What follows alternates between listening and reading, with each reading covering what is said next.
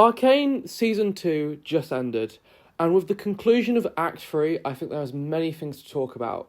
So, today I'm going to get into all of the gritty details of the season, so be aware that there is spoilers, and I just want to put that out there.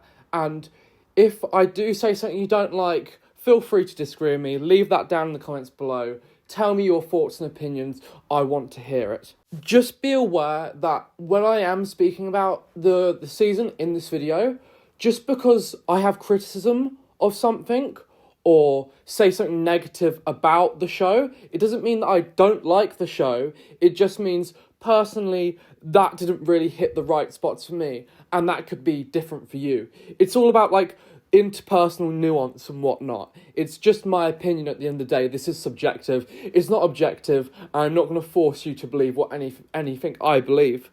But with that being said, I do want to get into this. So just to go over my previous thoughts of Act 2, I really thought it was quite jarring, and that I believed that Aisha's death wouldn't be explored in the third act, and that there were moments that could have been explained better, and there was necessary scenes which needed to be explored to get us from point A to point C, and we did need to see point B in between, which we didn't really get to explore.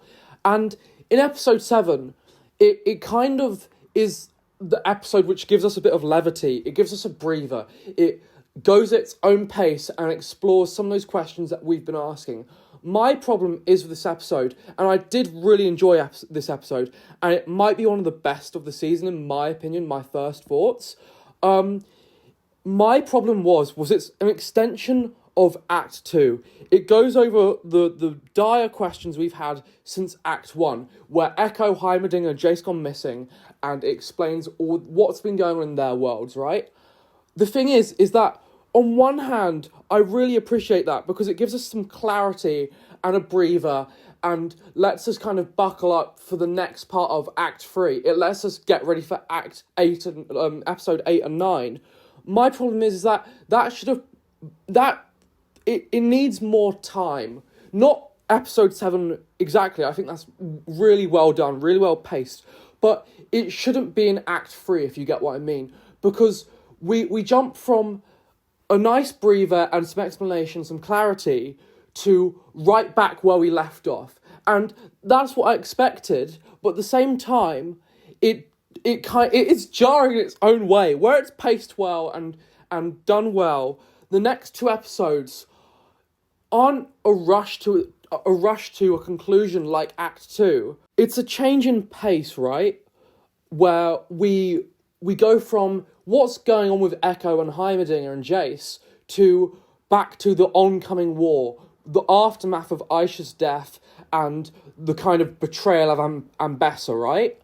And that's all well and good, but it doesn't really fit in with the rest of Act 3, if you know what I mean. It sets up some things in Episode 9, where, it's kind of Echo getting his time travel powers, saving Jinx's life, and kind of saving everybody, and kind of managing to stop Victor. But at the same time, I believe that episode should have been almost an intermission. We should have really got a couple of extra episodes. I do think the season would have benefited from 12 episodes, where we could have had an entire extra act, or another episode, 4 episodes per act, and episode 7 could have been the true end to Act 2, because that's what it felt like. Where the entirety of Act 1 was building off the first season and was an epilogue to that, that's what episode 7 feels like. And I feel like episode 7 was really well done in that. In a vacuum, episode 7 is really well done. My only issue is that takes up crucial screen time that might be better spent elsewhere, just building up a few more cornerstones to support the rest of Act 3. In Episode 8, so for Episode 8 and 9, I have issues there, and it's definitely quite flawed, right? It doesn't mean that I don't like it. I really enjoyed it, and you're doing something right when you're watching a TV show and the writer is making you feel all the emotions they want you to feel. And, like, it was a proper gut punch with, like, some of these deaths and whatnot. Once again, I have a couple of notes of what's happened, right? That's how I schedule. I do all my videos non-scripted, but I have my notes and whatnot, just so it comes off more naturally. And my most egregious bit, right, in episode 8 was Vi and Caitlyn getting back together. We all knew that was going to happen, right? I think it's just the way they did it for me. Not to clutch pearls here, but I feel like it was very gratuitous. Like, it felt purely for spectacle and fan service.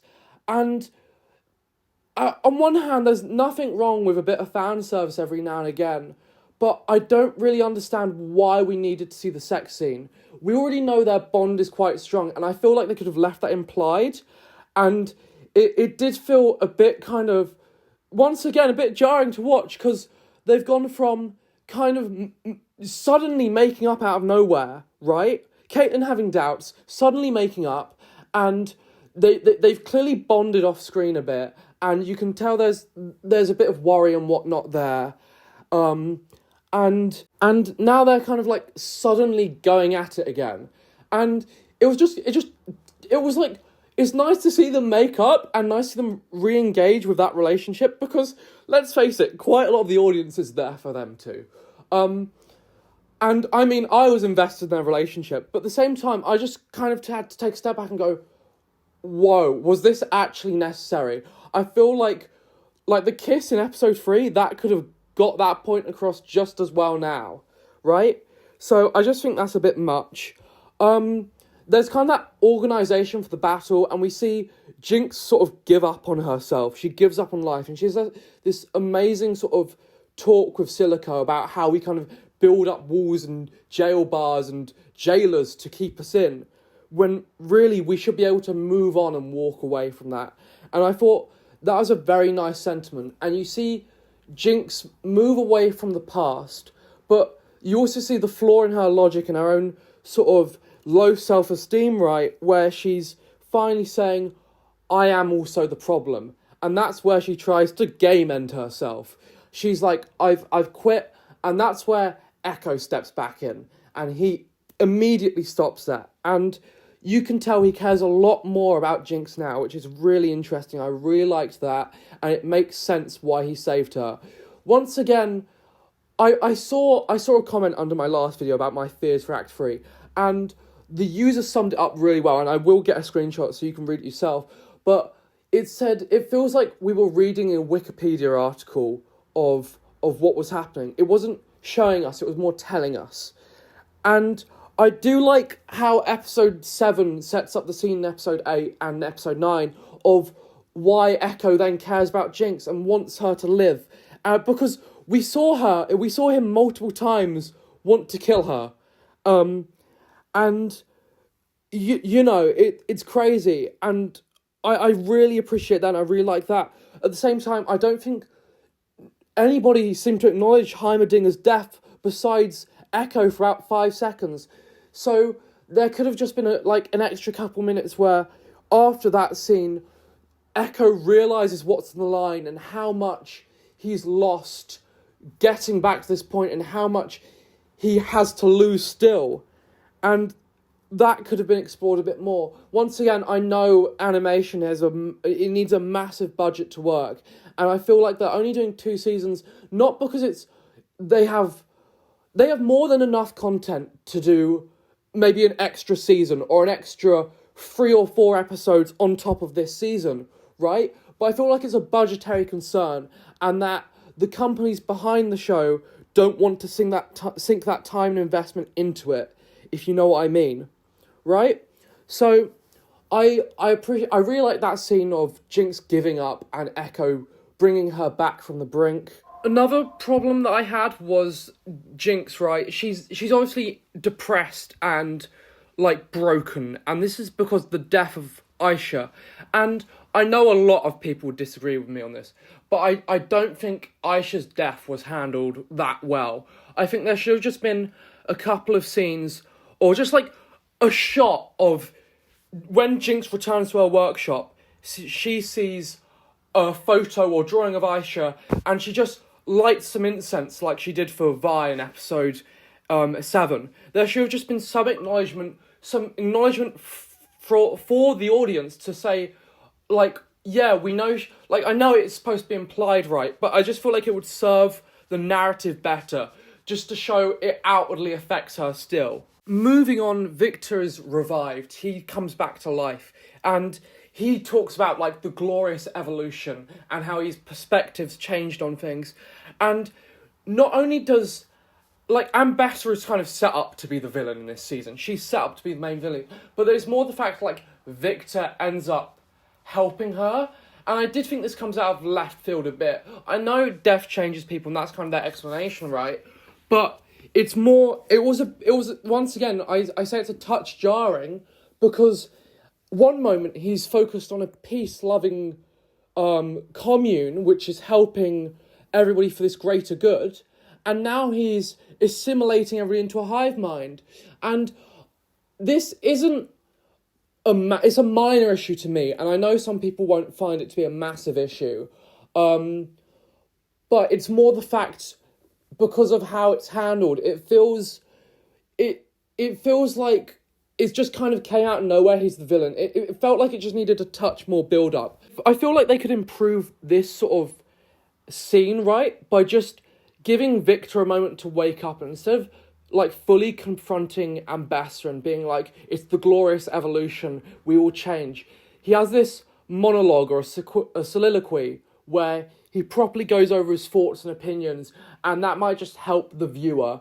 I know it's more like tell rather than show, but at this point we don't have a lot of time left with the show, so we really need just a bit more time to understand his motivations, going from peace-loving hippie Woodstock in the 60s to kind of full-on war of annihilation. Sort of war of annihilation and assimilation. And using Ambassador as a way to move those goals forward.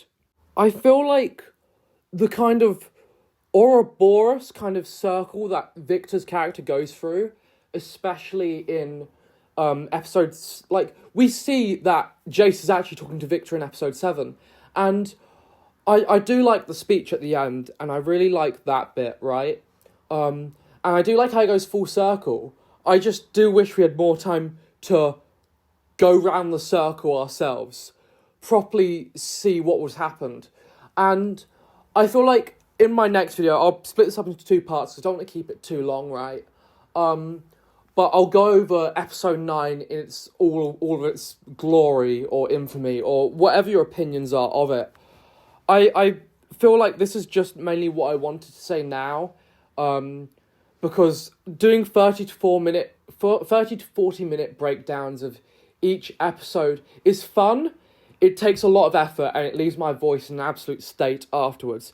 So if I can condense these videos down into a shorter format, that's good for me. So to keep the few of you that are still watching aware, I will be making a second part to this where I discuss Maddie and Ambessa and everything in a bit more detail. These were just my first sort of thoughts and stuff that I wanted to get out of the way immediately, and then I can let myself kind of simmer down and properly go over stuff and rewatch the episodes.